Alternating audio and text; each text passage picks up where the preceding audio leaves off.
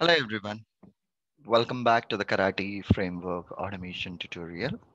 As part of the today's class, we are going to study about read content from a Java class and use it in the Karate feature file. Okay, this is what the scenario we are trying to automate as part of the today's lecture. Immediately, a quick question will rise in our mind. Why we need to do this particular activity? What is the use of this particular reading a Java class? As we are accomplishing almost everything within a feature file, why I need this Java class? A quick example out over here is someone asked me a question that, as part of the Cucumber Karate video tutorial itself, is there any possibility to read the data from an Excel file and use it in a Karate framework? So how can you achieve that particular thing? You can create a customized Java method which will read the information from an Excel file and return a list or a map. Whatever it might be, it's going to return it. And later, whatever the list of values are there, you can use these list of values in the program. This is one way of using the Java class or Java methods inside the Karate. And another thing is basically assume that you have an OAuth implementation, authorization implementation in your project, and it's becoming tough for you to deal that access token generation using a Karate framework. Then what you can do means you can create a customized Java class in which write down your logic that will be generating this particular access token and use this as a customized method in the Karate framework so that it will automatically return or retrieve the return value and use it in a program. In these kind of a situations, these are the two examples that I have used in my previous engagements. So maybe depending on your requirement, you can use it. As there is a feature in Karate, we can utilize that. So how exactly we can do that particular activity? So what exactly we need to do means we guys need to create one Java class basically. In that Java class, I just need to maintain this one, my method. So here I have created a reader class. So, I have already created this particular reader class. In this reader class, I have two methods. One is this particular method, which is login message, where in which I'm just returning a string. This is a simple Java class inside which I'm creating a simple Java methods, guys. And here, one more method that I have is int sum a comma b, and it is returning the sum of these two numbers a plus b. So these are the two methods that I have created. If you want, you can create a couple more methods depending on your needs. And then I'm switching back to my feature file, and here I just want to write down my scenario.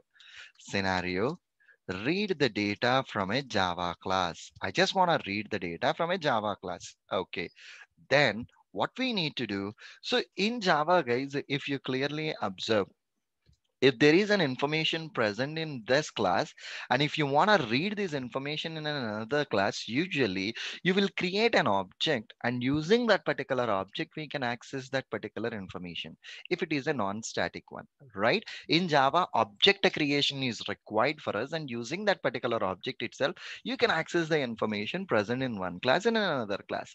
The same way here in Karate also, you need to define a variable for the class which has this particular method. So what I'm doing then, def is a variable that I am creating. I'm defining reusable as a name basically is equal to, the syntax is I'm reading a Java type here, and where is my class? In the com karate runner dot, my class name is a reader. Java dot type com dot karate dot runner dot reader. So what exactly this com dot karate dot runner? If you can see here where exactly my reader class is, it's there in the com dot karate dot runner. I have just specified that particular path here, followed by dot reader. This is the Java class that I am specifying out over there. So what happened here with this particular line means, for this particular package, this class, it is creating an instance, and that instance was stored in a reusable. That's the reason. Then def, okay, Then def, what I want to do right now, I would like to retrieve the sum. Sum value is equal to, in the reusable dot, what is the method we have in order to read the sum or generate the sum basically. So reusable dot sum, and it is accepting integers 10 comma 10. I have a specified that. And whatever this sum method is returning, we are storing that sum method outcome in this particular variable. Finally, and print some value. That's it. I'm just printing this some value here, nothing more than that. So I'm creating an instance to the class, and using that instance I'm calling the method, and I'm storing the return value into a variable, and I'm just printing that variable. And here video, I'm giving that name as a video reader. Okay, I'm just giving a name out over there. And in the runner class, I'm just updating the name video runner. So I'm just specifying the tag name, guys. I'm not doing anything else. So here, what we have done, we passed a 10 comma 10, and we are asking it to perform a sum operation on that.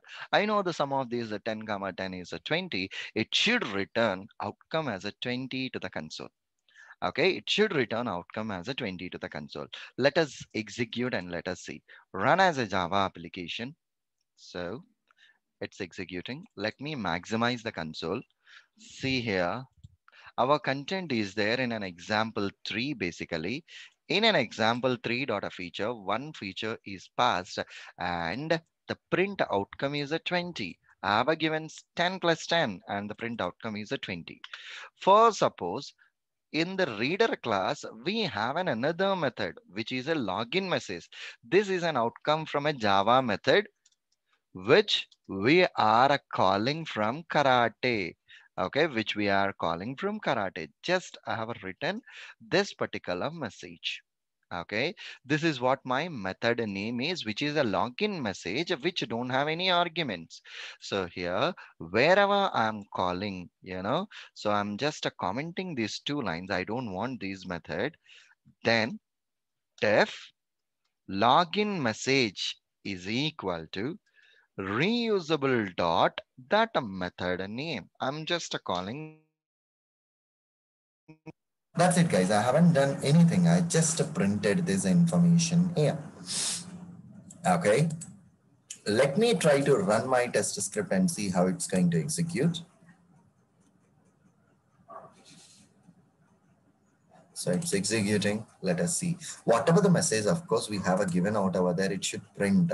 See, somewhere it got a printed. So print. This is the outcome from a Java method that we are calling from the karate. That's it.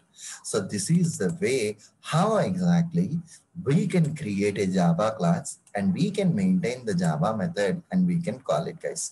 For suppose what I have done means, see, basically I have created an instance with a name as a reusable, but while typing, I just did a typo mistake. I missed A here. And when I run my test script this time, it will take some time to understand these issues, guys. Basically, the major drawback with this particular karate is if we are maintaining these kind of a typo issues, it will be difficult for us to recognize where exactly we missed it. Okay, it got a fail. See here in a JUnit, of course, it will show that particular error message, but in order to understand where exactly we created this issue, it will take some time. Okay, these kind of typos, we guys need to be much more careful. Okay, so this is the way how exactly we can read the information from Java class. We will continue with the further topics in the next session, guys.